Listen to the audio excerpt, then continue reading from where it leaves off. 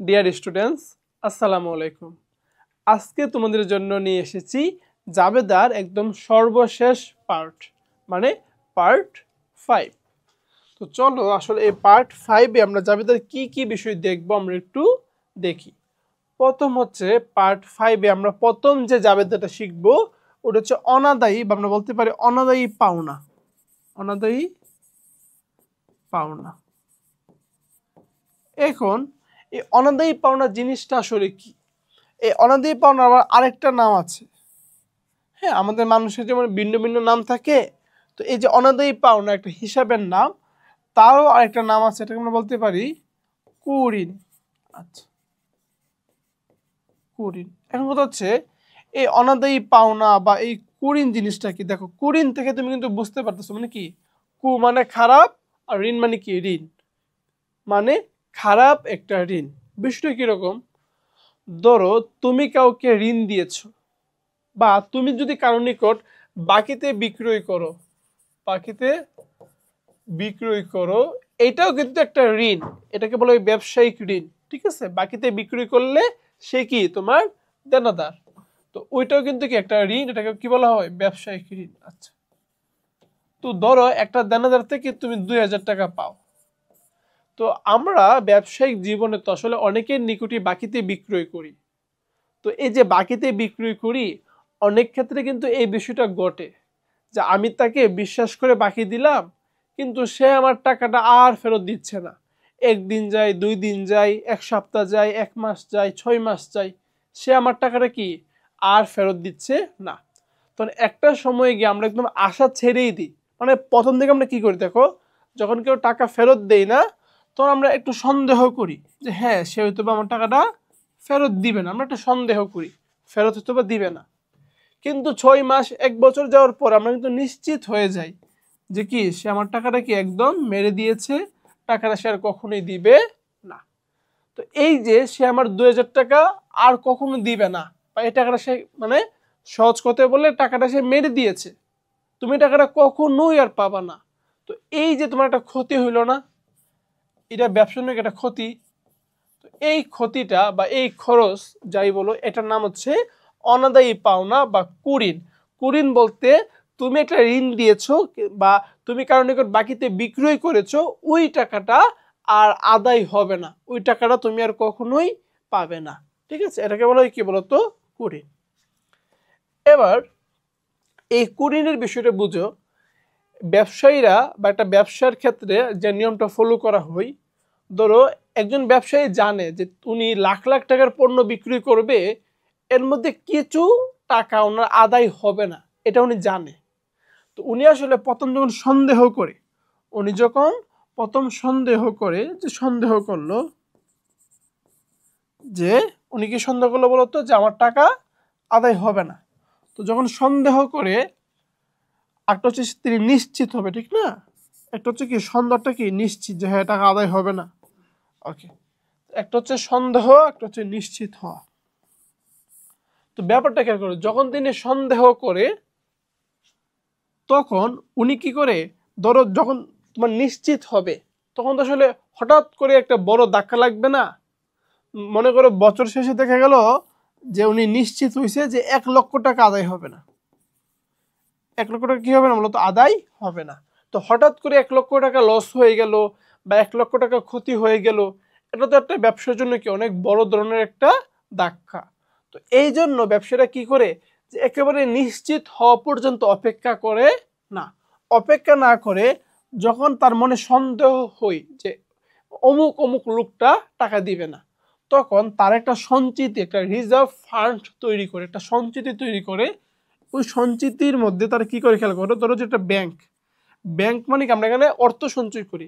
তো তারা একটা সঞ্চিতি তৈরি করে, সেখানে প্রত্যেক মাসে তাদের মুনাফা থেকে তাদের যে প্রফিট আছে, ওই প্রফিটের কিছু অংশ তারা কি প্রত্যেক মাসে রিজার্ভ করে বা একটা সঞ্চিতি করে। ঠিক আছে, ধরো যেখানে প্রত্যেক মাসে কি করলো, একটা সঞ্চিতি করলো।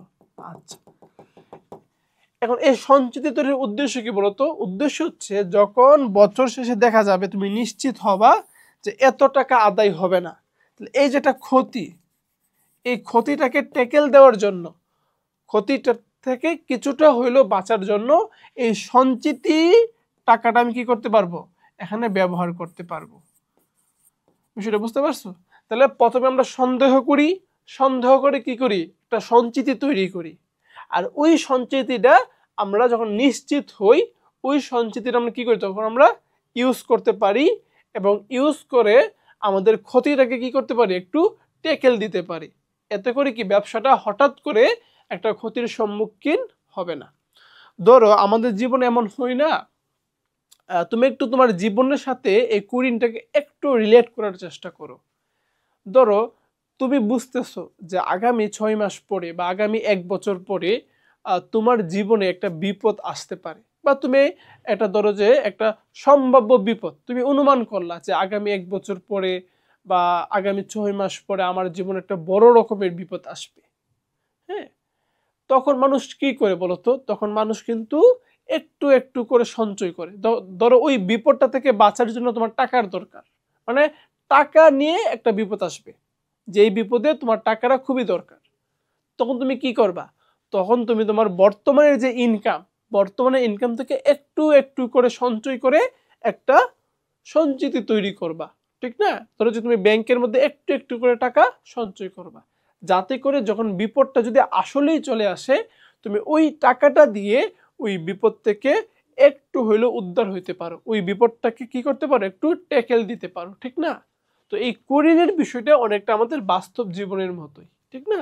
তাহলে এখন দেখো, যখন আমি কুড়িনটা ধার্য করব, এই যে কুড়িন কি হচ্ছে বলতো, ধার্য করা মানে হচ্ছে আমি এখন অনুমান করলাম, যে সন্দেহ করলাম বা অনুমান করলাম যে হ্যাঁ ওই বিপদটা হইতে পারে। আমি এখন কি বলতো অনুমান করছি, কি অনুমান করছি বলতো, যে আমার জীবনে ওই বিপদটা কি বলতো আসতে পারে। ওকে, আচ্ছা, এবার খেয়াল করো, আমি যখন অনুমান করবো, তাহলে এই যে কুড়িনটা আমার খরচ, তো এই ক্ষেত্রে যখন আমি অনুমান করব তখন এটাকে খরচ হিসাবে দেখায় দেব, খরচ হিসাবে দেখায় দেব। তুমি লিখতে পারো অনাদায়ী পাওনা, বা লিখতে পারো কুড়িন, অনাদায়ী পাওনা হিসাব। অনাদায়ী মানে কি বলতো, ডেবিট। এই যে খরচ বা ক্ষতি হলে কি হবে, ডেবিট হবে। আচ্ছা, তাহলে তোমার খরচ হয়ে গেল, তুমি যখন সন্দেহ করেছো তখন এটাকে খরচ হিসেবে লিখে ফেলবা। এখন তোমার মনে নিশ্চয় একটা প্রশ্ন, যে ভাইয়া এখনো তো ওই লোকটা আমার টাকাটা মেরে দেই নাই, তাহলে আমি কেন খরচ হিসাবে দেখাবো? আচ্ছা, এক্ষেত্রে আমি একটা কথা বলি, অ্যাকাউন্টিং সবসময় রক্ষণশীলতার নীতি মেনে চলে। আর ওই রক্ষণশীলতার নীতি বলে যে তুমি তোমার আয়ের ক্ষেত্রে, হ্যাঁ ইনকামের ক্ষেত্রে একদম নিশ্চিত না হয়ে কখনোই ওই ইনকামটা লিখবা না, ঠিক আছে? কিন্তু খরচের ক্ষেত্রে মোটামুটি নিশ্চিত থাকলে বা সন্দেহ থাকলে ওই খরচটা তুমি লিখতে পারবা। বিষয়টা ক্লিয়ার? মানে অ্যাকাউন্টিং বলে কি, যে আয়ের ক্ষেত্রে আমি আয় যত কম দেখাতে পারি, আয় একেবারে নিশ্চিত হইলে তখনই লিখব। কিন্তু খরচের ক্ষেত্রে আমি কি, খরচটা সন্দেহ থাকলে আমি এখনই লিখে ফেলবো, ঠিক আছে?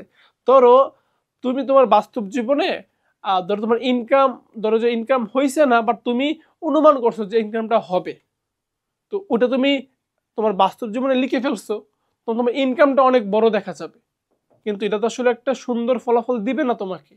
কিন্তু তুমি যদি খরচটাকে বড় করে দেখো, তো খরচটা যদি ভবিষ্যতে নাও হই, না হলে তো তোমার জন্য আরো বেশি ভালো।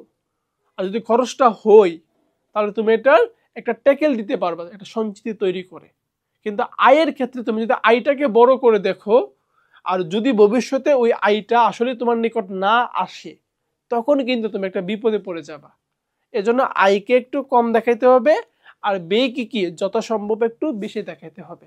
তো এই জন্য যেহেতু এটা খরচ বা ক্ষতি, জন্য আমরা এটা সন্দেহ থাকা সত্ত্বেও এখানে খরচ হিসাবে দেখাই দিব। আচ্ছা, আর যখন আমার সন্দেহ হবে তখন আমি কি করব, একটা সঞ্চিতি তৈরি করব, ঠিক না? আচ্ছা, একটা বিষয় মনে রাখবা, যে অ্যাকাউন্টিং এ সব ধরনের সঞ্চিতিগুলা ক্রেডিট। ওকে, এবার খেয়াল করো, যে তোমার এখানে অনাদায়ী পাওনা সঞ্চিতি, অনাদায়ী পাওনা সঞ্চিতি হিসাব ক্রেডিট। ক্লিয়ার বিষয়টা? আচ্ছা, এবার খেয়াল করো, ধরো তুমি এখানে সঞ্চিতি তৈরি করলা, মানে এটা ছিল তোমার ধার্য করা, ধার্য করেছো বা তুমি জাস্ট অনুমান করেছো হ্যাঁ কুড়িনটা হইতে পারে।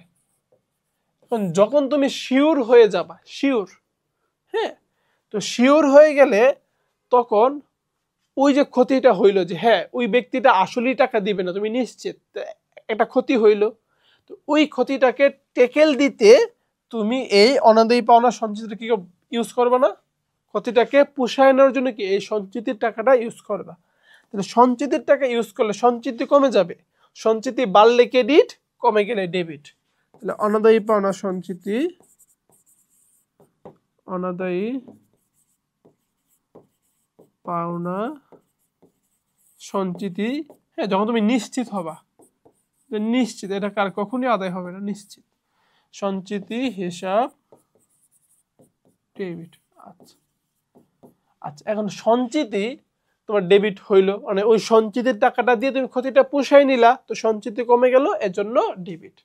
আর তোমার যে দেনাদার ছিল যে এই টাকা দিবে না, ধরো তোমার দেনাদার ছিল 20,000 টাকা, এর মধ্যে ওই দেনাদার ধরো 2,000 টাকা দিবে না, তাহলে না দিলে এখন দেনাদার কমে গেছে কত, দেনাদার কমে গেছে 2,000, তাহলে দেনাদার কমলে এখন লিখতে হবে দেনাদার হিসাব,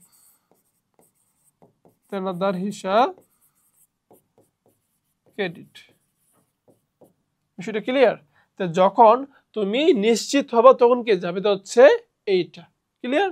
আর যখন তুমি অনুমান করবা তখন কি অনাদায়ী পাওনা হিসাব ডেবিট, আর একটা সঞ্চিতি তৈরি করতে হবে, অনাদায়ী পাওনা সঞ্চিতি হিসাব ক্রেডিট। ওকে, আচ্ছা বলছে এখন অবলোপন, অবলোপন করা মানে হচ্ছে নিশ্চিত, কি বলতো, নিশ্চিত। তাহলে নিশ্চিত হইলে এক্ষেত্রে যাবে তো কোনটা, এই যে এটা অনাদায়ী পাওনা সঞ্চিতি হিসাব ডেবিট, দেনাদার হিসাব ক্রেডিট। ওকে, অনাদায়ী, তুমি চাইলে অনাদায়ী পাওনার জায়গায় কুড়িন লিখতে পারো, কোনো সমস্যা নেই। ওকে, বা কুড়িন সঞ্চিতি লিখতে পারো, অনাদায়ী পাওনা সঞ্চিতি হিসাব ডেবিট, আর আমার দেনাদার হিসাব ক্রেডিট। ওকে,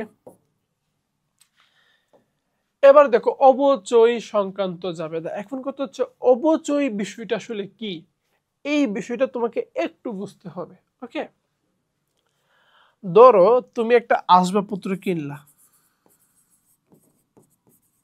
আচ্ছা ধরো একটা আসবাবপত্র তুমি কিনেছিলা 1,00,000 টাকা দিয়ে, কেনার পরে ওইটা তুমি ধরো 5 বছর ধরে তুমি এটাকে ব্যবহার করছো ওই আসবাবপত্রটা। আচ্ছা বলো তো 5 বছর ব্যবহার করার পরে তুমি যদি ওই আসবাবপত্রটা সেল করতে চাও, বিক্রি করতে চাও, তখন কি তুমি এটা 1,00,000 টাকা বিক্রি করতে পারবা? কখনোই তো পারবা না। কেন পারবা না বলো তো? ধরো তুমি 1 বছর পরে বা 5 বছর পরে এটা সেল করতে তুমি 40,000 টাকা পাই সেল করে, 40,000। আচ্ছা, তাহলে তুমি কিনেছিলে কত দিয়ে? 1,00,000 টাকা দিয়ে। কারণ 5 বছর ব্যবহার করার পর ওই আসবাবপত্রের মূল্য হয়ে গিয়েছে কত? মাত্র 40,000 টাকা। তাহলে এখন প্রশ্ন হচ্ছে বাকি 60,000 টাকা কেন কমে গেল? এই কমে যাওয়ার কারণটা হচ্ছে অবচয়। অবচয় জিনিসটা আসলে কি? অবচয় জিনিসটা হচ্ছে একটা সম্পত্তি ব্যবহারের সাথে সাথে, হ্যাঁ, একটা সম্পত্তি ব্যবহারের কারণে বা ব্যবহারের সাথে সাথে ওই সম্পত্তির যে মূল্যটা হ্রাস পায়।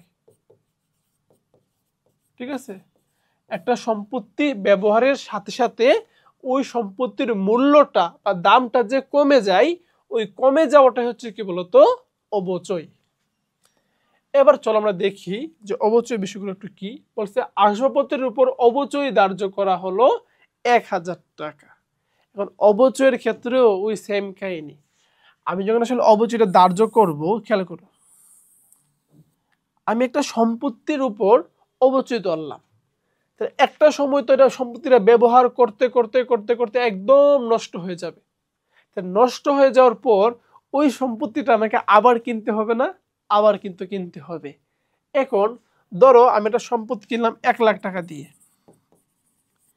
কেনার পরে আমি ধরো 10 বছর ব্যবহার করলাম, 10 বছর ব্যবহার করার পর সম্পত্তিটা একদম নষ্ট হয়ে গেল, নষ্ট হয়ে গেল। আমি যদি আবার ওই সম্পত্তিটা কিনতে চাই, আমার কি আবার 1 লক্ষ টাকা বা এর বেশি টাকা লাগবে না? লাগবে। ধরো যে আবার আমার কিনতে গেলে আবার 1 লক্ষ টাকাই লাগবে।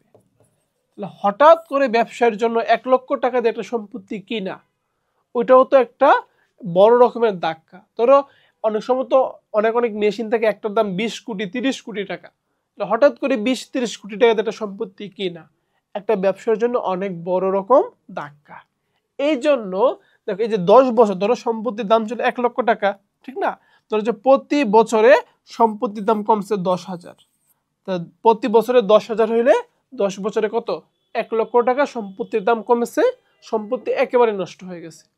তো এই জন্য ব্যবসা কি করে, প্রত্যেক বছরে ওই সম্পত্তির একটা অবচয় ধরেছে, হ্যাঁ এই বছর সম্পত্তিটা অবচয় এতটুকু হয়েছে। তো এই ওই যে অবচয়ের টাকাটা, যে অবচয়ের যে টাকাটা, ওই টাকাটা কি করে তোমার এই যে ব্যবসাটা সঞ্চিতি তৈরি করে ওই সঞ্চিতির মধ্যে জমা রাখে।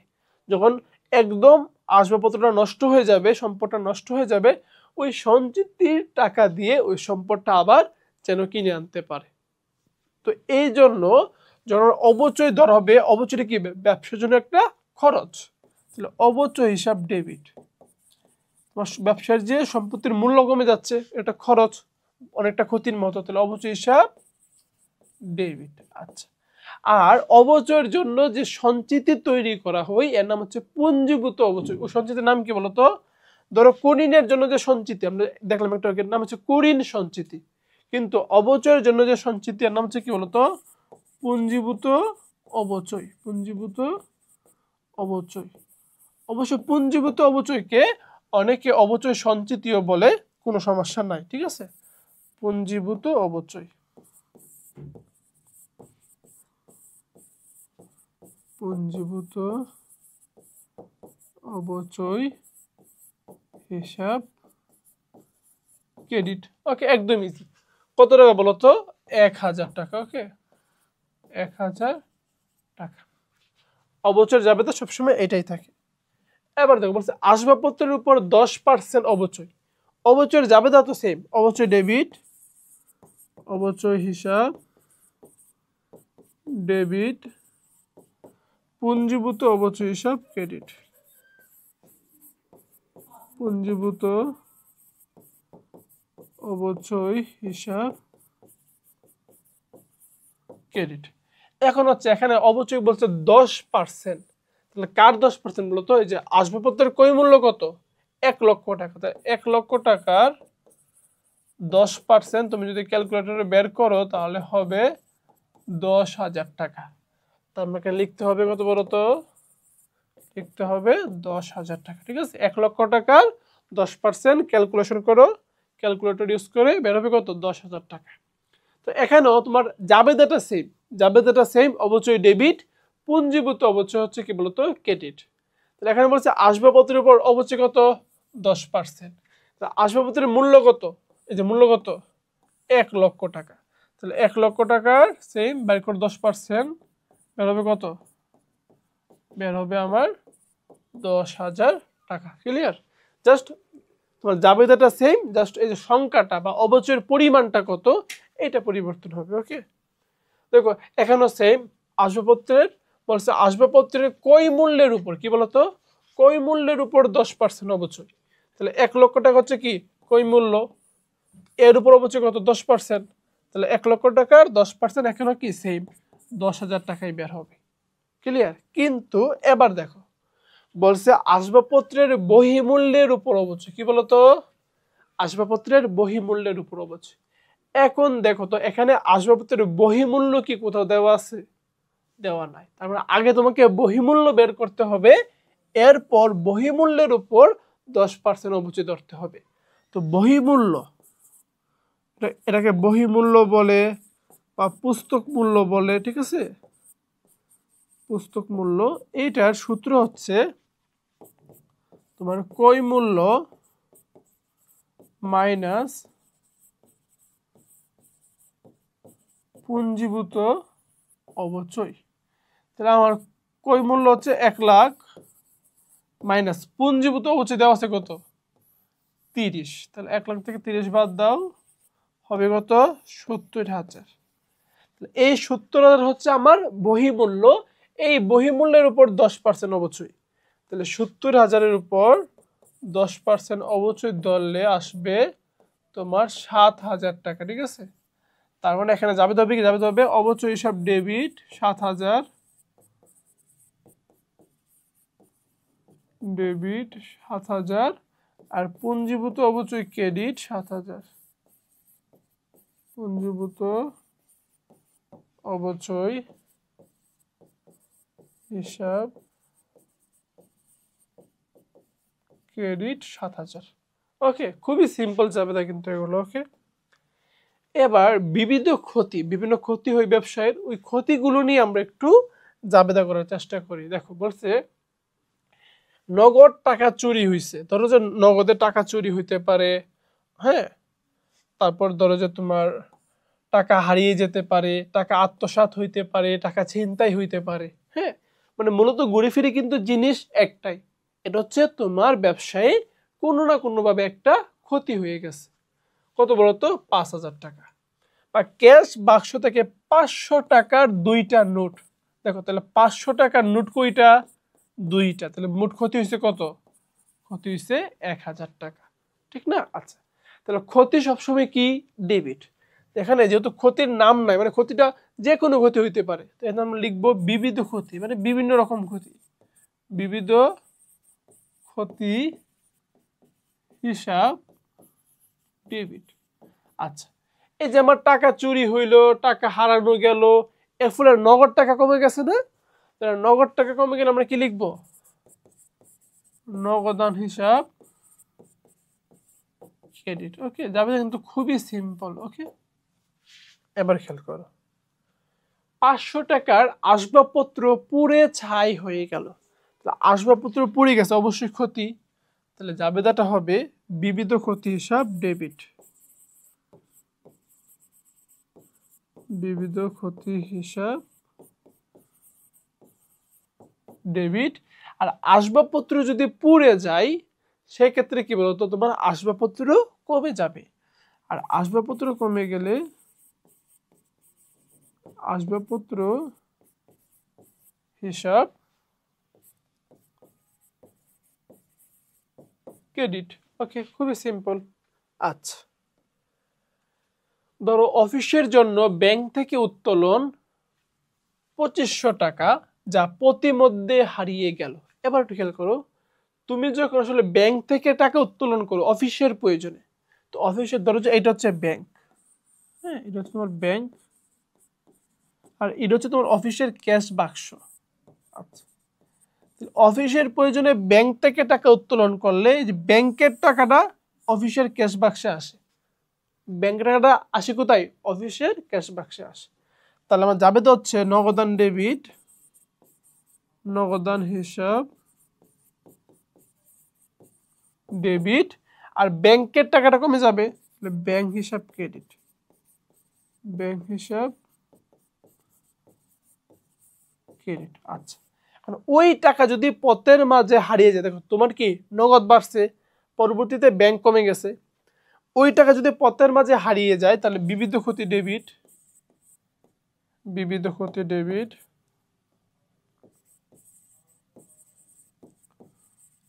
বিবিধ ক্ষতি হিসাব ডেবিট, আর তোমার নগদ টাকা কমে যাবে, নগদান ক্রেডিট।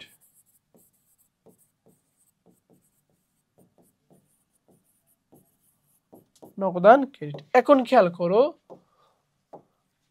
এইটাকে আমরা 2টা জাবেদায় ভাগ করলাম, কিন্তু জাবেদা হবে কয়টা, ক্ষেত্রে একটা। ওইটা কিরকম, ওই টাকা তো তুমি পথের মাঝখানে হারায় গেছে, তুমি তো টাকাটা নগদে ক্যাশ বাক্সে রাখতেই পারো নাই, তার মানে এখানে আসলে এই যে নগদান একবার ডেবিট হইছে আর এই নগদান একবার ক্রেডিট হইছে, তার মানে এটা হবে না।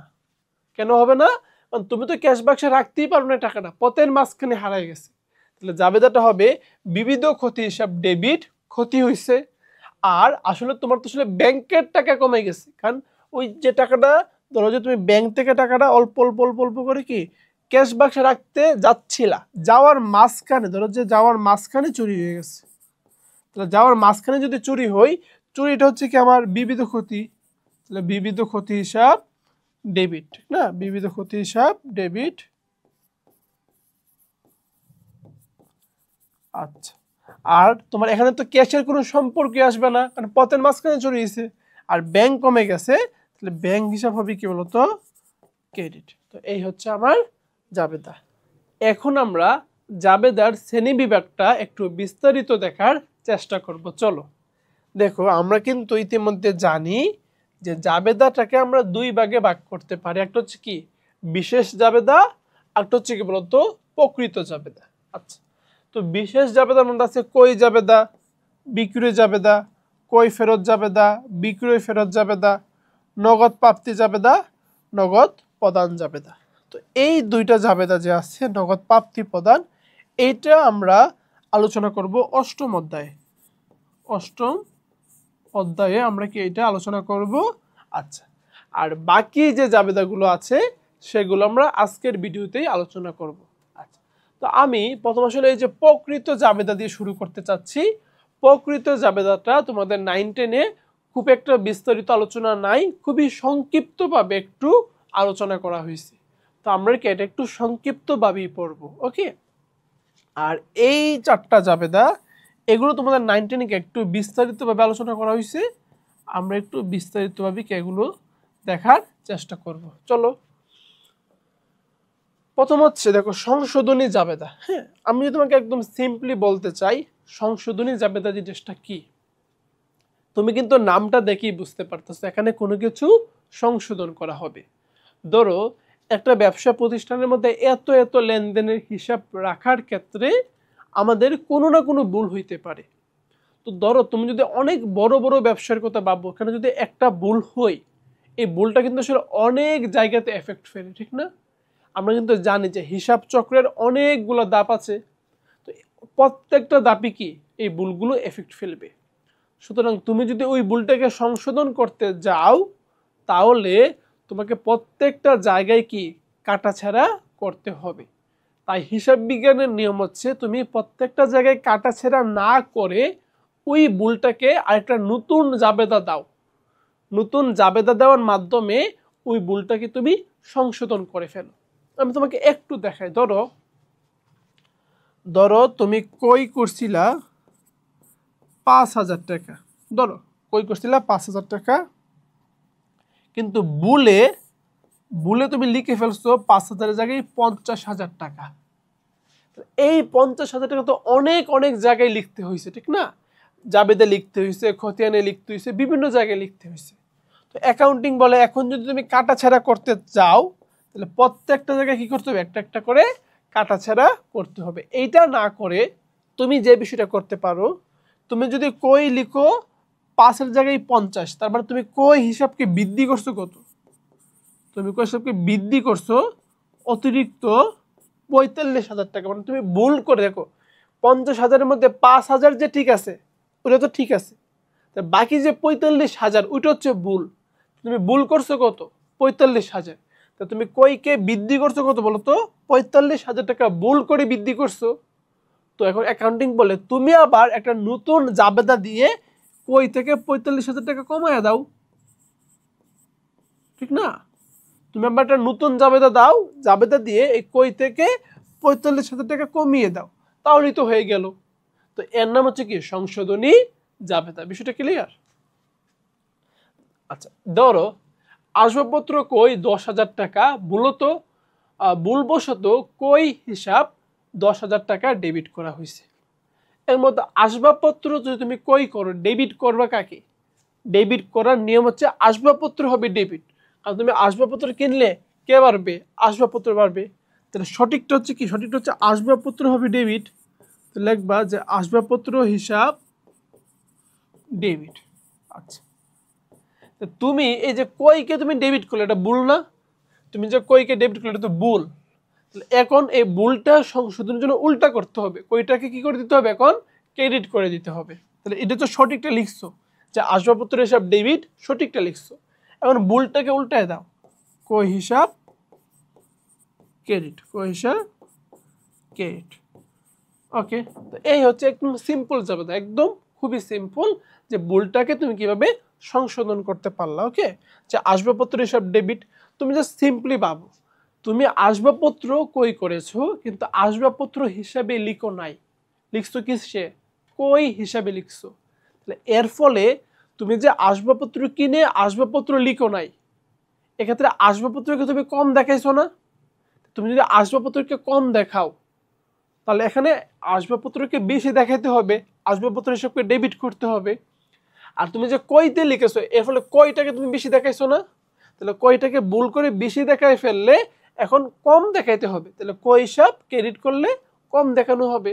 ওকে, আচ্ছা, সমন্বয় জাবেদা, এই যে তোমার মনে আছে কিনা আমরা পার্ট 4-এ জাবেদার পার্ট 4-এ যে বকেয়া এবং অগ্রিম যে জাবেদাগুলো পড়ছিলাম ওই জাবেদাগুলি হচ্ছে কি আমার সমন্বয় জাবেদা।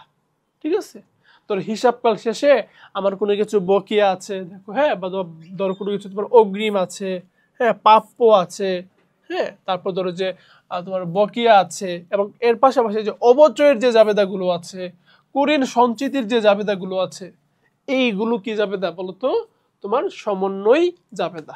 ওকে, এবার খেয়াল করো সমাপনী জাবেদা। ওকে, যারা পার্ট 4 দেখছো তাদের জন্য এই সমন্বয় জাবেদাটা HW হিসাবে থাকলো, তোমরা কমেন্ট বক্সে একটু জানিয়ে দিবা। সমাপনী জাবেদা খেয়াল করো, ধরো অ্যাকাউন্টিং এর তো প্রত্যেকটা হিসাবকাল থাকে, তো হিসাবকাল শেষে যখন আমার হিসাবকাল শেষ হয়ে যাবে আমি বসে বসে একটা বছরের বা 6 মাসের একটা হিসাব দেখবো, তখন মুনাফা জাতীয়, হ্যাঁ, তোমরা কিন্তু মুনাফা জাতীয় আয় ব্যয়টা কি অধ্যায় 4-এ কিন্তু ভালো করে শিখেছো, ভালো করে জেনেছো। তো এই যে মুনাফা জাতীয় যে আয় ব্যয়গুলো আছে, হ্যাঁ, মুনাফা জাতীয় আয় ব্যয়গুলো আছে, ওইগুলোকে মানে নর্মালি যেগুলো আয় এবং ব্যয়, যেগুলোকে আমরা আয় অথবা ব্যয় বলি, ওইগুলোই হচ্ছে মুনাফা জাতীয় আয় ব্যয়। ওকে, তাহলে ওইগুলোকে আমার কি করতে বলতো, বন্ধ করে দিতে হবে। কি করতে হবে, বন্ধ করে দিতে হবে। তো এক্ষেত্রে আয় ব্যয় কে আমরা বন্ধ করে দিব। একটা হচ্ছে উত্তোলন হিসাব, আয় ব্যয় এবং কি বলতো উত্তোলন হিসাব আমরা কি করে দিব, বন্ধ করে দিব। তো এই যে বছর শেষে বন্ধ করে দেওয়ার জন্য যে জাবেদা নাম হচ্ছে সমাপনী জাবেদা। কেন বন্ধ করে দিব, কারণ এটা তো একটা অন্য বছরের বা অন্য একটা হিসাবকালের আয় ব্যয়। এখন আমি একটা নতুন বছর বা নতুন হিসাবকাল তৈরি করব, তো আগের বছরের আয় ব্যয় এবং উত্তোলন যে হিসাবগুলো আছে এগুলোকে বন্ধ করে দিব। তো এই যে আয় ব্যয় হিসাব, এটাকে এমসিকিউতে আসে, এটাকে বলে নামিক হিসাব। কি বলতো, নামিক হিসাব। ওকে, আচ্ছা, ধর এখানে বলেছে কই, বিক্রয়, বেতন, ভাড়া। আর আমরা যদি এগুলোকে বন্ধ করতে চাই, খেয়াল কর কিভাবে বন্ধ করব, স্টেপটা কি হবে আমাদের বলো তো। এখানে প্রথম হচ্ছে ডেবিট কি কি আছে এগুলোকে খুঁজে বের করো।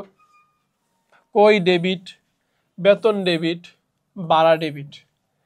প্রত্যেকটা ডেবিটকে আমরা ক্রেডিট করে দিব। কি বলতো, কি করব, ক্রেডিট করব। তাহলে ক্রেডিট করলে হবে আমার কই হিসাব ক্রেডিট, মানে সমাপনী যাবে তার নিয়মই এটা, যেগুলো ডেবিট ওইগুলোকে ক্রেডিট করে দাও।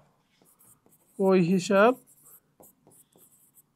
ক্রেডিট, বেতন হিসাব ক্রেডিট, আচ্ছা, তারপরে ভাড়া হিসাব ক্রেডিট।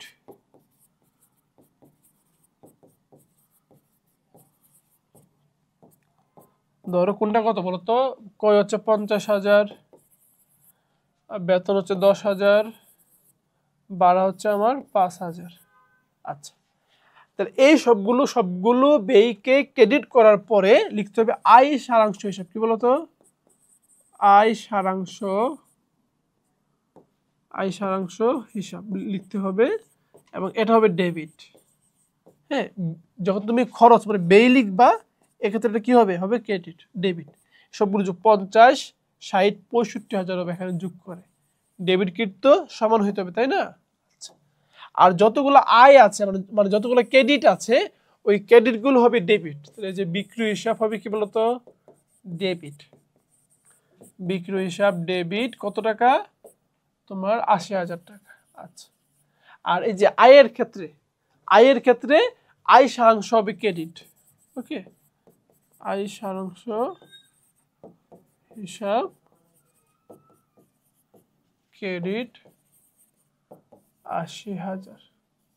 মানে একদম সিম্পল, তুমি সবগুলো ব্যয়কে দেখো, সবগুলো ব্যয়কে কি করে দিবা, ক্রেডিট করে দিবা। ডেবিটে কোনো কিছু নাই, তখন সমাপনী জাবেদা লিখবা আয় সারাংশ হিসাব, সবগুলো যোগ করে এখানে অ্যামাউন্টটা লিখে দিবা। আর আয়ের ক্ষেত্রে সবগুলো আয়কে কি করবা, কি ডেবিট করে দিবা, সবগুলো আয়কে কি ডেবিট করবা। তারপরে দেখবে কি ক্রেডিটে কেউ নাই, তখন কি তুমি ক্রেডিটে বসাই দিবা আয় সারাংশ হিসাব, এই অ্যামাউন্টটা বসাই দিবা। একদম খুবই ইজি এবং খুবই সিম্পল হচ্ছে সমাপনী জাবেদা। আমরা এগুলো নিয়ে খুব বেশি বিস্তারিত আলোচনায় যাচ্ছি না, কারণ তোমাদের এই জাবেদাগুলো নিয়ে খুব একটা ডিপ থেকে প্রশ্ন আসে না। 9 10 যারা আছো, যখন তুমি ইন্টারে উঠবা তখন কিন্তু এগুলো নিয়ে একদম ইন ডেপথ একটা পড়াশোনা তোমাদেরকে করতে হবে। ওকে, আপাতত জাস্ট বেসিকটাই জেনে রাখো।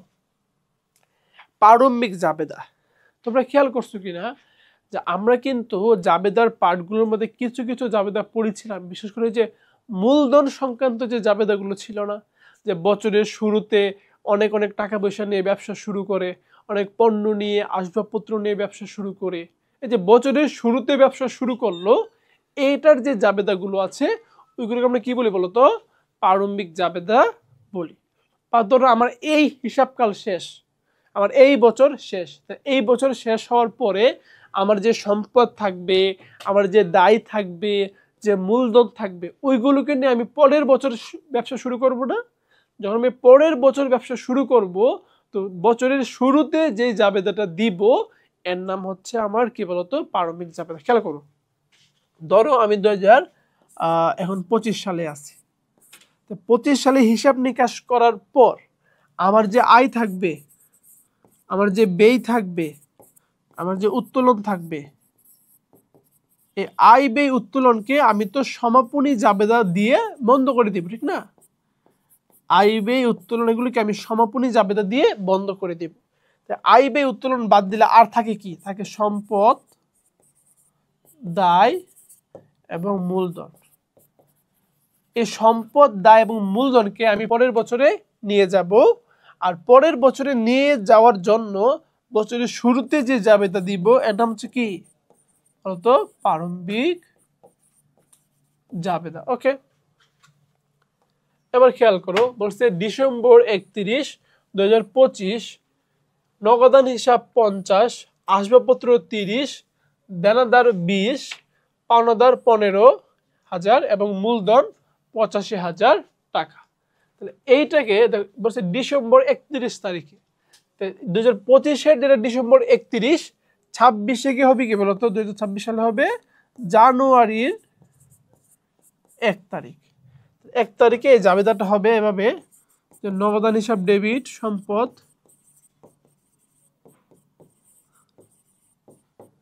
আসবাবপত্র হিসাব ডেবিট,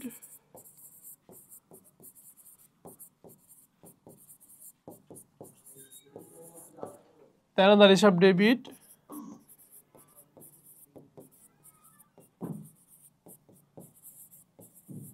তারপরে আছে এখানে পাউন্ডার হিসাব, কিন্তু ডেবিট না, পাউন্ডার কি একটা দায়, সুতরাং এটা কি হবে, এটা হবে আমার ক্রেডিট। ওকে, আর মূলধন থাকবে, মূলধন হিসাব, মূলধন কি আমার একটা ক্রেডিট হবে, ঠিক না? মূলধন বাড়লে কি হয়, ক্রেডিট হয়। তখন যার যার অ্যাকাউন্টে টাকাটা বসায় দাও পাশে, 50 30 20, 50 30 20 15 85। ওকে, 15,000 85,000। এটা হচ্ছে কি আমার প্রারম্ভিক জাবেদা, যে বছরের শুরুতে পূর্ববর্তী বছরের কোনো কিছু নিয়ে শুরু করলে সম্পদ, দায় এবং মূলধন, ওইটার যে জাবেদা এর নাম কি আমার প্রারম্ভিক জাবেদা। ওকে, এখন আমরা ওই যে বিশেষ জাবেদা ছিল না 6 প্রকার, তো 6 প্রকারের মধ্যে নগদ প্রাপ্তি জাবেদা এবং নগদ প্রদান জাবেদা, এটা আমরা শিখব 8ম অধ্যায়ে। আর বাকি যে ছিল ক্রয় জাবেদা, বিক্রয় জাবেদা, ক্রয় ফেরত জাবেদা, বিক্রয় ফেরত জাবেদা, এটা আমরা শিখব আজকের এই লেকচারে। এই ক্রয় জাবেদার মধ্যে এটা পড়ানোর আগে আমি তোমাকে 2টা বিষয় বলে রাখি। ক্রয় জাবেদাটা তৈরি করা হয় শুধুমাত্র বাকিতে কইয়ের ক্ষেত্রে, কি বলতো, শুধুমাত্র বাকিতে কইয়ের ক্ষেত্রে, এবং এই বাকিতে কইটা শুধুমাত্র পণ্য হবে, কি বলতো, পণ্য হবে। এখানে শর্তগুলো বলতো, শর্ত হচ্ছে দুইটা। একটা হচ্ছে তোমাকে কিনতে হবে পণ্য, তুমি যদি মনে করো সম্পদ কিনো এখানে কিন্তু আসবে না। তুমি যদি ধরো যে কোনো মেশিন কিনো, তুমি যদি মণিহারি কিনো এখানে কিন্তু আসবে না, ঠিক আছে। এখানে শুধুমাত্র কই জাবেদার ক্ষেত্রে আসবে কি বলতো, অনলি পণ্য আসবে। আরেকটা বিষয় হচ্ছে তোমাকে এটা কিনতে হবে কিসে, বাকিতে বা দাঁড়ে কিনতে হবে। তুমি যদি নগদে কিনো আসবে না, তুমি যদি চেকে কিনো আসবে না, বিলে কিনলে আসবে না, বা নোটে কিনলে কি এক্ষেত্রে আসবে না, ঠিক আছে। এই ক্ষেত্রে তোমাকে পণ্যটা কিনতে হবে কিসে বলতো, বাকিতে কিনতে হবে এবং পণ্য কিনতে হবে। কি কিনতে হবে, পণ্য কিনতে হবে। ওকে, আচ্ছা, তো চলো আমরা একটু দেখি এই কই জাবেদার ছকটা আসলে কিরকম হবে। তো এটা হচ্ছে কই জাবেদার ছক।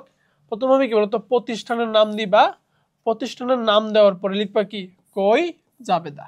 আচ্ছা, এখন এই কই জাবেদার ছকটার মধ্যে তোমার কিছু বিষয় একটু লক্ষ্য করতে হবে। আরেকটা বিষয় বলি যে কই জাবেদাটা প্রস্তুত করা হয় চালানের উপর ডিপেন্ড করে, কি বলতো, কই জাবেদা প্রস্তুত করা হয় চালানের উপর ডিপেন্ড করে। ওকে, আচ্ছা, মানে চালান থেকে কই জাবেদাটা আসে। এখন এটা হচ্ছে কই জাবেদার ছক, যে ছকটা তোমাকে একটু মুখস্থ রাখতে হবে। ফার্স্ট হচ্ছে কি বলতো, তারিখ, তারপর হচ্ছে ক্রেডিট হিসাব খাত। এখন এখানে একটা গুরুত্বপূর্ণ বিষয় হচ্ছে কই জাবেদায় আমরা কেন ক্রেডিট হিসাব খাত দেই, খেয়াল করো। বাকিতে কইয়ের জাবেদা কি, বাকিতে কইয়ের জাবেদা হচ্ছে কই হিসাব ডেবিট, পাওনাদার হিসাব ক্রেডিট। কি বলতো, কই হিসাব ডেবিট, পাওনাদার হিসাব কি, ক্রেডিট। তাহলে এই যে কই জাবেদা, এখানে তো অলরেডি কই হিসাব লেখা আছে। আমি যখন বলবো কই জাবেদা, এখানে তো অলরেডি কি লেখা আছে, কই হিসাবটা টাইটেলের মধ্যেই লেখা আছে। তাহলে এটা তো অলরেডি কি টাইটেলে লেখা আছে। তাহলে এখানে লিখতে হবে কোনটা, এখানে লিখতে হবে কি বলতো, এই পাওনাদার হিসাবটা আমার এখানে লিখতে হবে।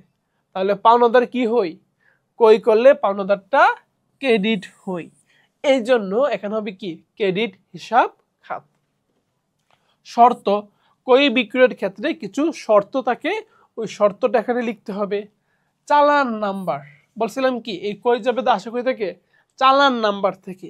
তো যখন তোমার নিকট চালান আসবে ওখানে একটা নাম্বার লেখা থাকবে, ওই নাম্বারটা এখানে লিখতে হবে। আর সূত্রের জায়গায় সবসময় হবে একটা টিক চিহ্ন দিবা, তাহলেই হবে। আর এখানে বসবে অ্যামাউন্ট, মানে ওই যে টাকার অঙ্কটা বসবে এখানে। ওকে, আচ্ছা, এই হচ্ছে মোটামুটি আমাদের কই জাবেদার বিষয়। এবার চলো বিক্রয় জাবেদা। বিক্রয় জাবেদার ক্ষেত্রে আমি সেম কথা বলবো, এখানে শুধুমাত্র বাকিতে বিক্রয় আসবে এবং এখানে শুধুমাত্র তোমার পণ্য আসবে। কি বলতো, পণ্য, বাকিতে বিক্রয়। আর হচ্ছে বিক্রয়টা হবে কি, পণ্য বিক্রয় হবে, কোনো সম্পদ বিক্রয় হবে না। সম্পদ বিক্রি করলে এখানে আসবে না। আর এই বিক্রয় জাবেদাটা এটাও তৈরি করা হয় কি থেকে বলতো, চালান থেকে। ওকে, এই হচ্ছে আমার বিক্রয় জাবেদার গড়। প্রথম হচ্ছে প্রতিষ্ঠানের নাম, তারপর হচ্ছে লাগবে বিক্রয় জাবেদা, তারপর তারিখ। এখানে ডেবিট হিসাব খাত কেন বলতো, কারণ বিক্রয় জাবেদা, বিক্রয় তো শিরোনামের মধ্যে বা টাইটেলের মধ্যে কি লেখা আছে বলতো, বিক্রয়টা লেখা আছে। আচ্ছা, তাহলে দাঁড়ে বিক্রয়ের জাবেদা কি, বিক্রয় জাবেদা মানে কি, দাঁড়ে বিক্রয়। দাঁড়ে বিক্রয় জাবেদা হচ্ছে দেনাদার হিসাব ডেবিট, বিক্রয় হিসাব কি বলতো, ক্রেডিট। তাহলে বিক্রয় তো অলরেডি উপরে লেখাই আছে, তাহলে এখানে লিখতে হবে কি, দেনাদারের নাম। এখানে লিখতে হবে কি, দেনাদারের নাম। তো দেনাদার কি হয়, দেনাদার ডেবিট, তাই এখানে লিখতে হবে বিক্রয়ের ক্ষেত্রে ডেবিট হিসাব খাত। আমি তোমাকে আরেকটু ইজি করে দিই, খেয়াল করো। অনেকে ভুলে যায় যে কখন ডেবিট হিসাব খাত আবার কখন ক্রেডিট হিসাব, অনেকে ভুলে যায়, খেয়াল করো। কই কি, কই হচ্ছে ডেবিট, এখানে হবে উল্টাটা, উল্টা হবে ক্রেডিট হিসাব খাত। কই কি ডেবিট, এখন হবে কি উল্টা, ক্রেডিট হিসাব খাত। বিক্রয় কি, বিক্রি হচ্ছে আমার কি বলতো, ক্রেডিট, বিক্রি কি ক্রেডিট, তো এখানে হবে উল্টাটা, ডেবিট হিসাব খাত, ডেবিট হিসাব খাত। তারপর চালান নাম্বার লিখবা, সূত্রের জায়গায় এরকম টিক চিহ্ন দিবা, এখানে কি টাকার অ্যামাউন্ট বা টাকার অঙ্কটা কত, অ্যামাউন্ট কত ওইটাকে এখানে লিখে দিবা। ওকে, তোমরা কিন্তু এখানে একটা বিষয় খেয়াল করেছো কিনা যে আমাদের কই জাবেদার যে ছকটা ছিল এখানে কিন্তু শর্ত ছিল, ঠিক না? শর্ত নামে একটা ছিল কলাম, কিন্তু আমাদের বিক্রয় জাবেদার মধ্যে কিন্তু ওই শর্ত নামে যেটা কলাম ছিল ওই কলামটা কিন্তু আমাদের বিক্রয় জাবেদার মধ্যে নাই। তাহলে কত হচ্ছে, এর কারণটা আসলে কি? চলো আমরা একটু সংক্ষিপ্তভাবে এর কারণটা বোঝার চেষ্টা করি। ধরো আমার নাম হচ্ছে ইমরান, আমি হচ্ছি একজন বায়ার বা একজন ক্রেতা। ওকে, আমি পণ্য কিনি। ধরো যে একজন লোক আছে, তার নাম হচ্ছে মুস্তাফিজ। আচ্ছা, তো সে হচ্ছে কি একজন বিক্রেতা। এবার তুমি একটা বিষয় একটু খেয়াল করার চেষ্টা করো, আমি যদি মুস্তাফিজের নিকট থেকে একটা পণ্য কিনি, ধরো যে আমি পণ্যটা বাকিতে কিনলাম, বাকিতে কই, আচ্ছা ধরো আমি বাকিতে 10,000 টাকার পণ্য কিনলাম। এখন মুস্তাফিজ আমাকে একটা শর্ত দিল, শর্তটা হচ্ছে ধরো যে 2/10 নিট 30। এটার মানে কি? এই শর্তের মানে হইল যে আমি যদি টাকাটা 10 দিনের মধ্যে, হ্যাঁ, টাকাটা পরিশোধ করতে পারি, এই যে 10,000 টাকা যদি 10 দিনের মধ্যে পরিশোধ করতে পারি তাহলে আমি 2% বাট্টা পাবো, 2% বাট্টা পাবো। কিন্তু টাকাটা আমাকে 30 দিনের মধ্যে অবশ্যই পরিশোধ করতে হবে, ঠিক আছে? তাহলে আমি যদি 10 দিনের মধ্যে পরিশোধ করি 2% অতিরিক্ত নগদ বাট্টা পাবো, আর 30 দিনের মধ্যে এই টাকাটা অবশ্যই পরিশোধ করতে হবে। এখন কত হচ্ছে, আমি যেখানে বাট্টাটা পাচ্ছি এই বাট্টাটা আসলে কি বাট্টা? আমরা কিন্তু জানি যে বাট্টা দুই প্রকার, একটা হচ্ছে কারবারি বাট্টা আর একটা কি নগদ বাট্টা। আচ্ছা বলো তো, এই যে মুস্তাফিজ আমাকে একটা শর্ত দিয়ে দিল যে তুমি যদি 10 দিনের মধ্যে টাকাটা পরিশোধ করো 2% বাট্টা পাবে, তাহলে এই শর্তটা সে কেন দিল? কারণ সে চাচ্ছে টাকাটা তাড়াতাড়ি আদায় করে ফেলতে, তাড়াতাড়ি আদায় করে ফেলতে, এই কারণে সে আমাকে বলছে 2% কি দিবে, বাট্টা দিবে। তাড়াতাড়ি টাকা আদায়ের জন্য যেই বাট্টা দেওয়া হয় এর নাম কি? এর নাম হচ্ছে আমার নগদ বাট্টা। বিষয়টা ক্লিয়ার? তাড়াতাড়ি অর্থ আদায়ের জন্য যেই বাট্টা দেওয়া হয় এর নাম কি? নগদ বাট্টা। তা আমরা নগদ বাট্টার বিষয়টা বুঝতে পারলাম। এখন বলো তো, এই যে শর্তটা দিল, শর্তটা কার জন্য ইম্পর্টেন্ট? যে পণ্য কিনবে, যে ক্রেতা, তার নিকট কিন্তু এই শর্তটা খুব বেশি ইম্পর্টেন্ট। কারণ তার মাথা সবসময় কাজ করবে যে আমি যদি 10 দিনের মধ্যে টাকাটা পরিশোধ করতে পারি আমি 2% কি পাবো, বাট্টা পাবো। তাহলে শর্তটা যেহেতু আসলে ক্রেতার নিকট সবচেয়ে বেশি ইম্পর্টেন্ট, এবং এই শর্তের ফলে আসলে যে ক্রেতা থাকবে তার একটা বাট্টা প্রাপ্তির সুযোগ থাকে, এই জন্য আসলে কই জাবেদার মধ্যে শর্তটা উল্লেখ করা হয়, ঠিক আছে? কিন্তু বিক্রয় জাবেদার ক্ষেত্রে শর্তটা গুরুত্ব তেমন একটা বহন করে না, তাই বিক্রয় জাবেদা কিন্তু শর্ত নামে কোনো কলাম নেই। এবার খেয়াল করো, এই যে আমরা একটা ম্যাথ দেখলাম, এই ম্যাথের মধ্যে আমরা আসলে কই জাবেদা এবং বিক্রয় জাবেদা এতক্ষণ পর্যন্ত আমরা যা পড়েছি ওটা ছিল থিওরি। এখন এই ম্যাথের মাধ্যমে আমরা আসলে ওই থিওরিটা একদম বাস্তবে বোঝার একটু চেষ্টা করব। ওকে, চলো প্রথম হচ্ছে আমরা এই অঙ্কটা থেকে কই জাবেদা তৈরি করব। তাহলে পণ্য কই আছে কোথায় কোথায় একটু আমরা খুঁজে খুঁজে বের করি আগে, চলো। হ্যাঁ, ধরো এখানে একটা কই আছে, ওকে, এখানে একটা কই আছে, তারপরে এখানে একটা আছে, তিনটা পাইলাম আমরা। ওকে, আচ্ছা, তাহলে এখানে তারিখগুলো দেখি, একটা হচ্ছে নভেম্বরের 5, একটা হচ্ছে আমার 12, আর একটা হচ্ছে আমার 20। আচ্ছা, প্রতিষ্ঠানের নাম কি? শাহজাহান স্টোর্স। এখানে মে মাস হবে না, এখানে হবে নভেম্বর মাস। ওকে, হবে নভেম্বর মাস। ওকে, তাহলে চলো একটু দেখি। তাহলে 2025 সাল নভেম্বরের 5, 12 এবং 20। তারপর হচ্ছে এখানে তারিখ লেখো 2025 নভেম্বরের 5, নভেম্বরের 12, নভেম্বরের 20। আচ্ছা, তো আমরা জানি যে কই যাবে তার মানে কি বাকিতে পণ্য কই। এখন খেয়াল করো এই যে জনি ট্রেডার্সের নিকট থেকে চা কই, এখানে কি বাকি বা দাঁড়ে এ কথা কি উল্লেখ আছে? উল্লেখ কিন্তু নেই। কিন্তু তোমাকে বুঝতে হবে জনি ট্রেডার্স একটা প্রতিষ্ঠানের নাম। তো আমরা কি জানি যে যদি কোনো প্রতিষ্ঠানের নাম উল্লেখ থাকে অথবা কোনো ব্যক্তির নাম উল্লেখ থাকে ওই লেনদেনটাকে আমরা ধরে নিব কি বলতো বাকিতে বা দাঁড়ে। আচ্ছা, এবার তুমি খেয়াল করো এখানে কই যাবে তার মধ্যে কই হিসাবটা কি? কই হিসাব হচ্ছে আবার ডেবিট, তাহলে এখানে উল্টার হবে ক্রেডিট হিসাব খাত। ক্রেডিট হিসাব খাত। বাকিতে কইয়ের ক্ষেত্রে ক্রেডিট হই কে? ক্রেডিট হয়ে আবার পাওনাদার। তার মানে এখানে আমার লিখতে হবে কি বলতো, লিখতে হবে পাওনাদার। তারপরে পাওনাদারের নাম লিখতে হবে, নাম কি? Johnny traders. জনি ট্রেডার্স হিসাব। ওকে, তাহলে প্রথমে আমরা কি লিখবো? পাওনাদার লিখবো, তারপরে ব্র্যাকেটে ওই পাওনাদারের নামটা লিখবো, তারপর হচ্ছে হিসাব লিখবো। শর্ত ছিল কোনো বলতো? শর্ত ছিল, শর্ত কি বলতো? 3/15 নিট 30, 3/15 নিট 30, আর চালান নাম্বার ছিল 533। শর্ত ছিল 3/15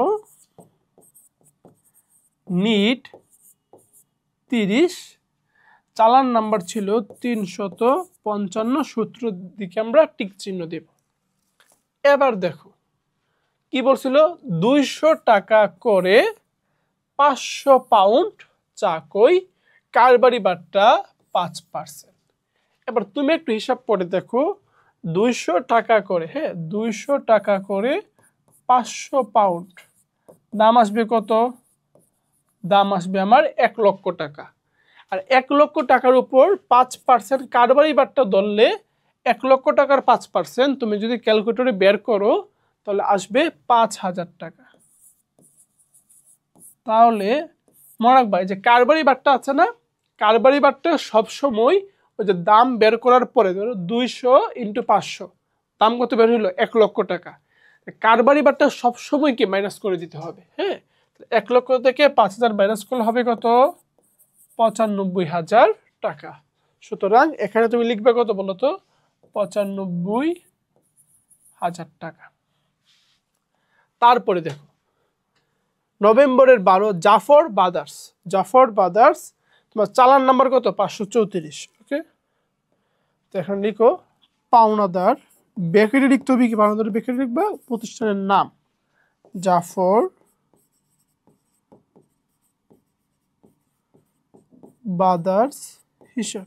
ওকে, আচ্ছা কোনো শর্ত নাই। আমার চালান নাম্বার হচ্ছে কত বলতো? জাফর ব্রাদার্সের 534। 534। এবার চলো একটু হিসাব নিকাশ করি আমরা।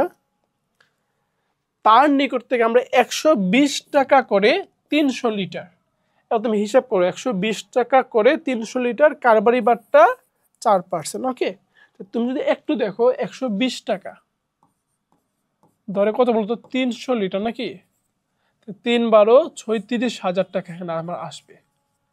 36,000-এর উপর আমি যদি কারবারি বাট্টা দিতে চাই 4%, তাহলে তোমার 36,000 × 4% আসবে 1440 টাকা। এবং 1440 যদি আমরা আসলে মাইনাস করে দেই তাহলে আমার দাঁড়াবে 34,560 টাকা।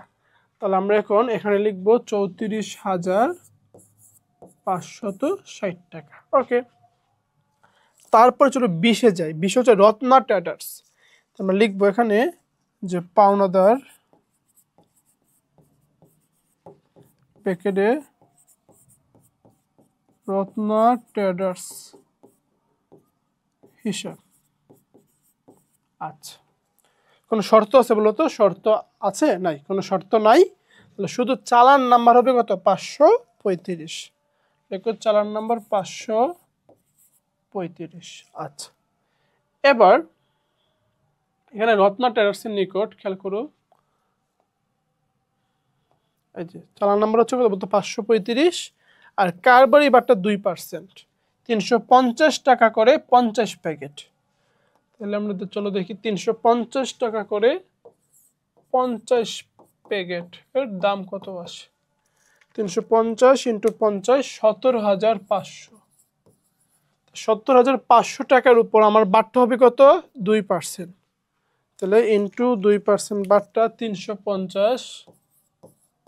আচ্ছা, 17,150। এখানে হবে 17,150 টাকা। ওকে,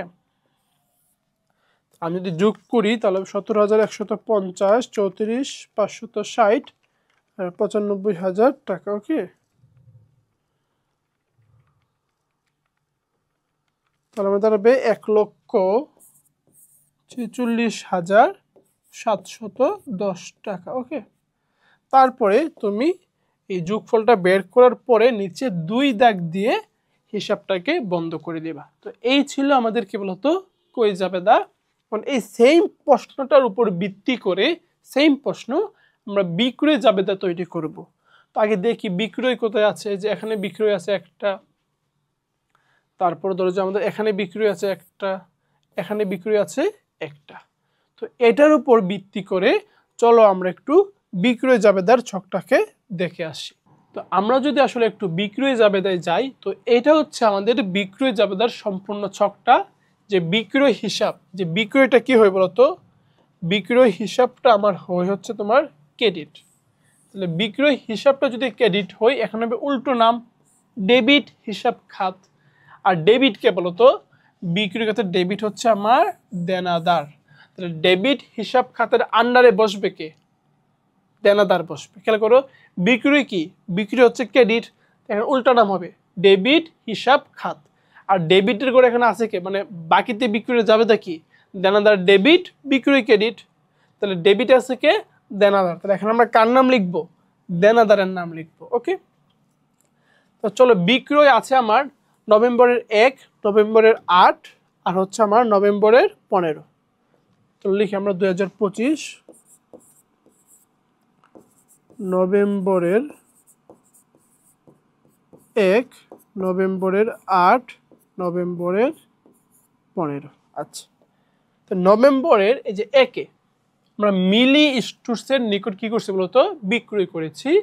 তো আমরা লেখো মিলি স্টোরস আর চালান নাম্বার 253। ওকে, তাহলে এখানে হচ্ছে ডেবিট কে, দেনাদার। তাহলে লিখো দেনাদার ব্যাকেটে মিলি স্টোরস, দেনাদার ব্যাকেটে মিলি স্টোরস হিসাব।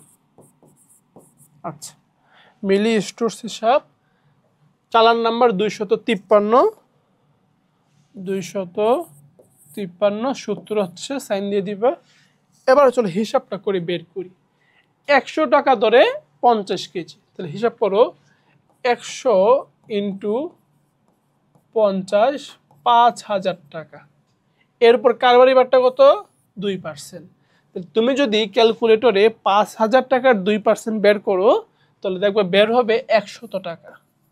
তাহলে আমরা কারবারি বারটা কি করব, কারবারি বারটা আমরা মাইনাস করে দিব। ওকে, তাহলে 5,000 থেকে 100 মাইনাস করলে হবে আমার 4,900 টাকা।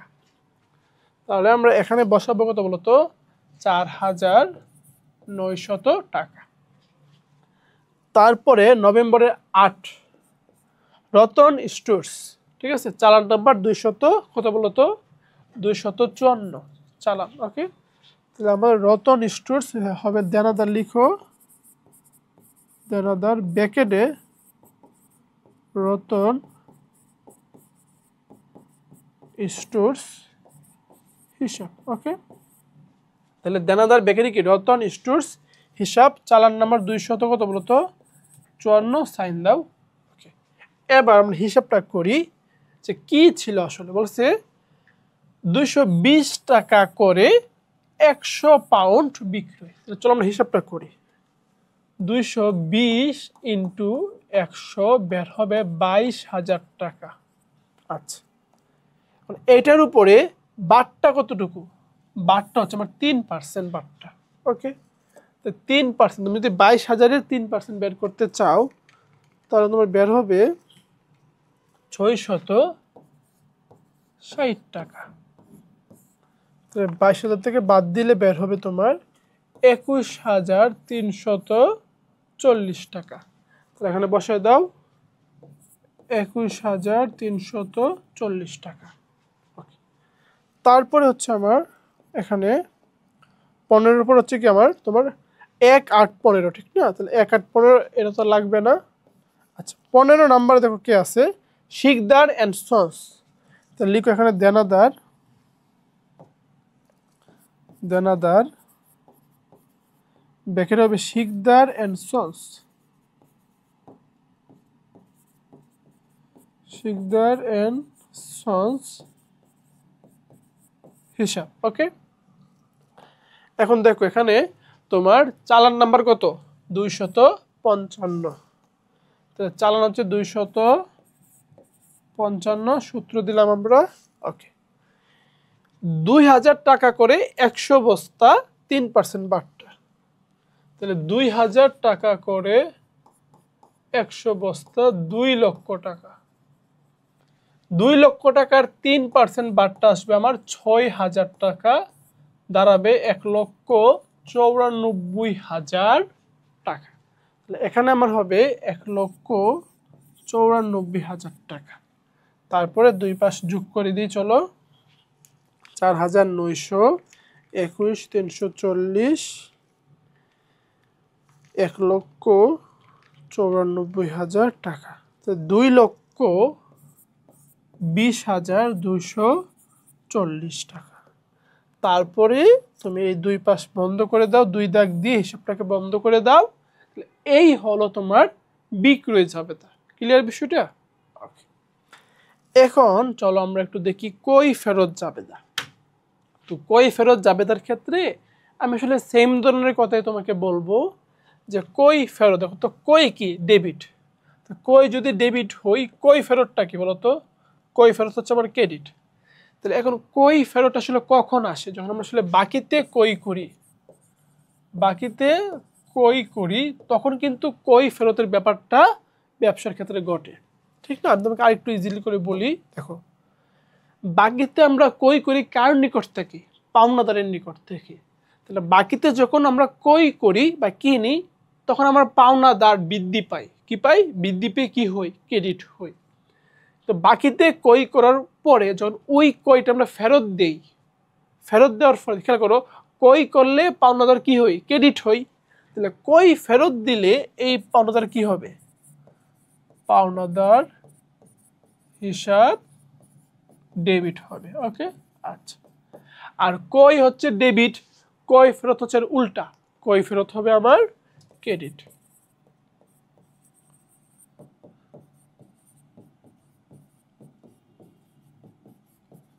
আচ্ছা, এবার এই হচ্ছে আমাদের জাবেদা।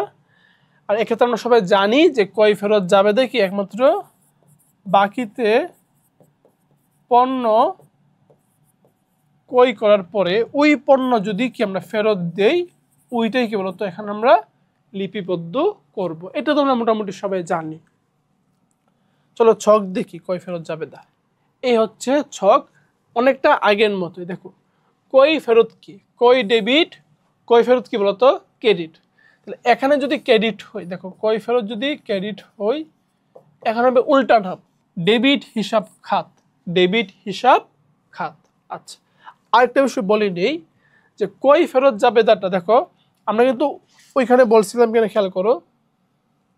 দেখো ওইখানে আমরা একটা বিষয় তোমাদেরকে বলি যে কই জাবেদা, কই জাবেদা অথবা বিক্রয় জাবেদা, হ্যাঁ, ঠিক এমসিকিউ থেকে আসে, এমসিকিউর জন্য খুবই ইম্পর্টেন্ট। কই জাবেদা এবং বিক্রয় জাবেদা এই দুইটা তৈরি করা হয় চালানের উপর ডিপেন্ড করে। এই দুইটা কি তৈরি করা হয় চালানের উপর ডিপেন্ড করে, কি এই দুইটা বিষয় তৈরি করা হয়, ঠিক আছে? আর ধরো যে কই ফেরত জাবেদা, কই ফেরত জাবেদা এইটা তৈরি করা হয় তোমার ডেবিট নোটের উপরে ডিপেন্ড করে, ডেবিট নোটের উপরে ডিপেন্ড করে। ওকে, আর বিক্রয় ফেরত জাবেদা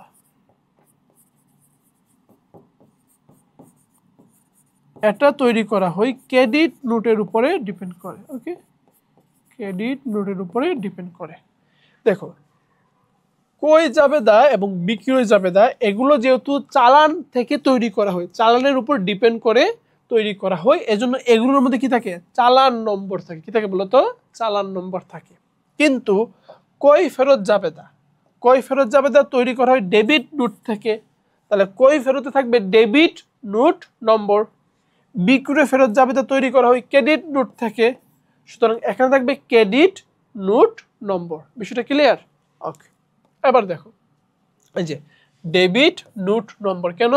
কারণ ক্রয় ফেরত জাবেদাটা তৈরি করা হয় ডেবিট নোটের উপরে ভিত্তি করে। তারপর এখানে সূত্র, আর ক্রয় ফেরতের জাবেদা কি?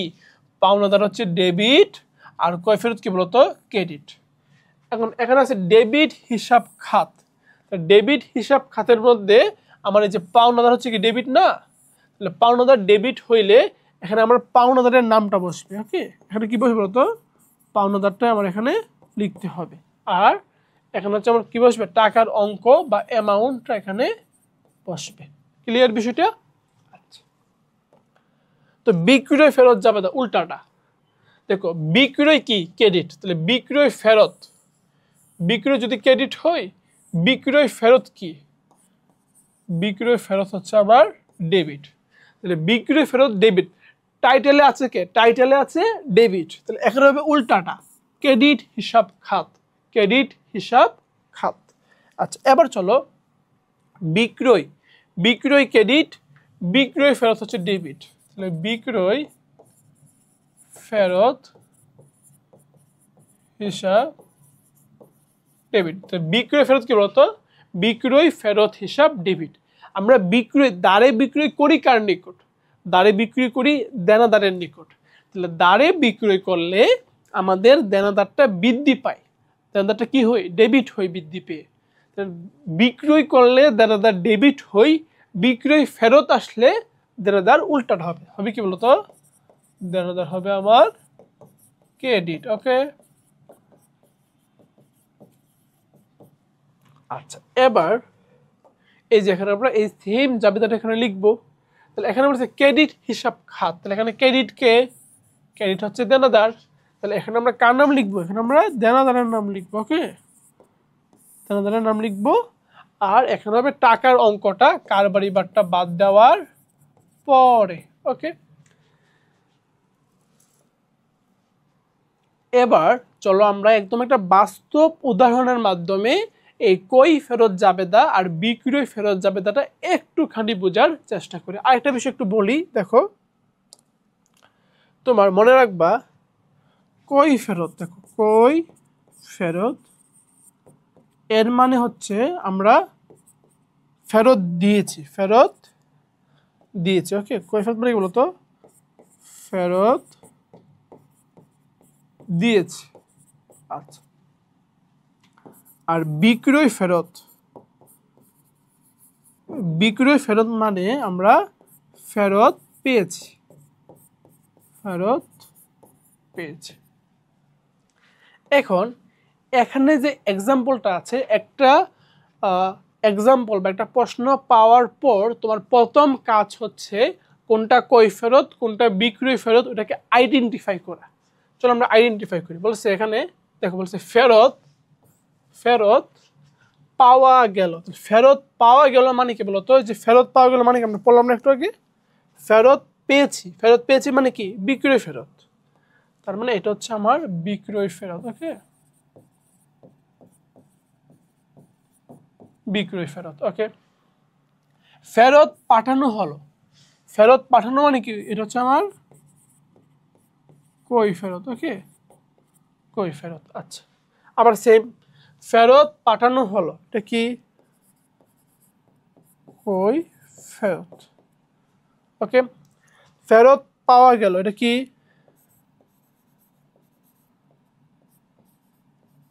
বিক্রয় ফেরত। আমাদের আইডেন্টিফাই করা শেষ। এখন আমরা যাব সরাসরি প্রশ্ন সলভের ক্ষেত্রে। এই হচ্ছে প্রতিষ্ঠানের নাম, এই হচ্ছে আমার কই ফেরত জাবেদা, এই হচ্ছে ছক। আচ্ছা, ছকের মধ্যে প্রথমে লিখবে এখন 2025 কই ফেরত। দেখো কই ফেরত আছে কোথায়? এই যে এপ্রিলের 9 তারিখে একটা আছে কই ফেরত, এপ্রিলের 17 তারিখে একটা আছে কই ফেরত। এপ্রিলের 9, এখানে হচ্ছে এপ্রিলের 17। আচ্ছা, ডেবিট, ডেবিট কি হবে এখানে? পাওনাদার হিসাব। কে বলতো? পাওনাদার। তো লিখো পাওনাদার। আচ্ছা, পাওনাদার। এপ্রিলের 9 পাওনাদারের নাম কি? Zaman and sons. Zaman and sons. তাহলে পাওনাদার ব্যাখ্যা লিখবে কে? ব্যাখ্যা লিখবে Zaman and sons. Zaman and sons হিসাব। আচ্ছা, জামান এন্ড সন্স হিসাব। দেখো কি বলছে এখানে, তোমার প্রতি কেজি 50 টাকা করে 40 কেজি। তাহলে 50 টাকা করে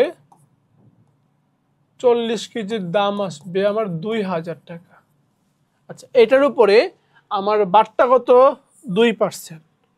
2% বাট্টা এখানে হচ্ছে তোমার 2000, 2000-এর 2% বাট্টা হচ্ছে তোমার আমার 40 টাকা। এখানে থাকবে 1960 টাকা। আচ্ছা, আর এখানে আমার ডেবিট নোট নাম্বার কত? 187।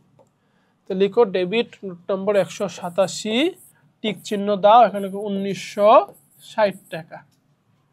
আচ্ছা, এপ্রিলের 17 তারিখে দেখো লতিফ স্টোর্স, হ্যাঁ Latif stores, debit note number 188। দেখো পাওনাদার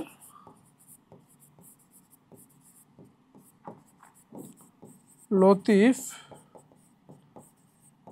স্টোর্স হিসাব, ডেবিট নোট নাম্বার 188, টিক চিহ্ন দিলাম। চলো এবার হিসাবটা করে ফেলি। ওকে, হিসাবটা কিন্তু সবচেয়ে ইম্পর্টেন্ট।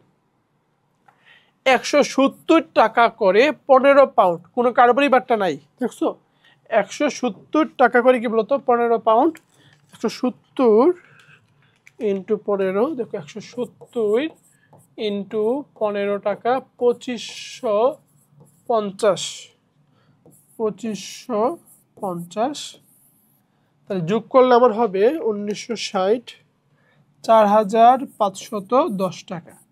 তারপরে 2 দাগ দিয়ে হিসাবটাকে বন্ধ করে দাও। ওকে, এটা হচ্ছে আমার কি বলতো? কই ফেরত জাবেদা। এরপর আমার করতে হবে বিক্রয় ফেরত। তাহলে বিক্রয় ফেরত আছে কি বলতো? এপ্রিলের 3-এ আছে একটা, আর এপ্রিলের 24-এ আছে কি বলতো আরেকটা।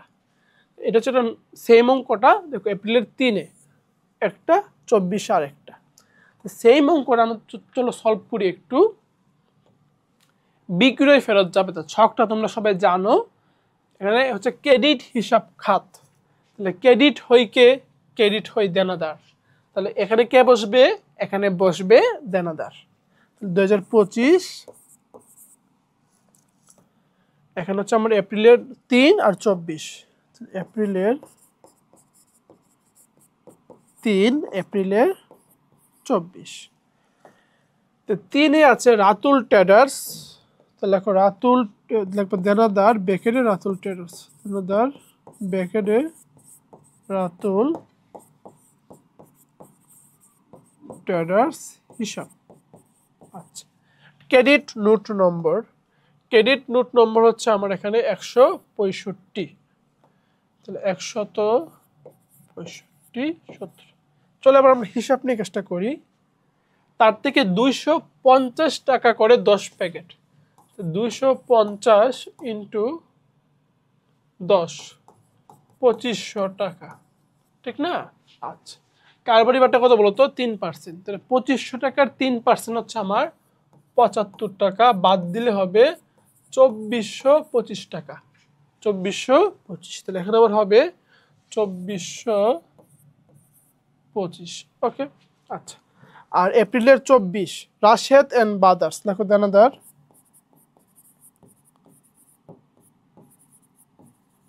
রাশেদ এন্ড বাদার্স হিসাব। আচ্ছা, রাশেদ এন্ড বাদার্স এখানে হচ্ছে তোমার ডেবিট নোট নাম্বার 166। আচ্ছা, এবার আমরা অ্যামাউন্টটা বের করি, চলো। হ্যাঁ, 180 টাকা করে 6 ডজন। দেখো প্রতি ডজন কি 180 টাকা করে 6 ডজন। কার্বনিবারটা 4%। তাহলে লেখো 180 টাকা করে 6 ডজন। আমার বের করলে হবে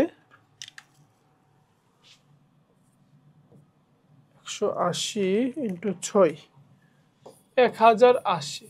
এটার উপর 4% বাট্টা, তো 4% বাট্টা দিলে হবে তোমার 43 টাকা। কি বলতো? 43.2 টাকা। তো 43.2 টাকা আসলে আমরা এটাকে 43 টাকায় ধরতে পারি, ঠিক আছে? 43 টাকা বাদ দিলে হবে আমার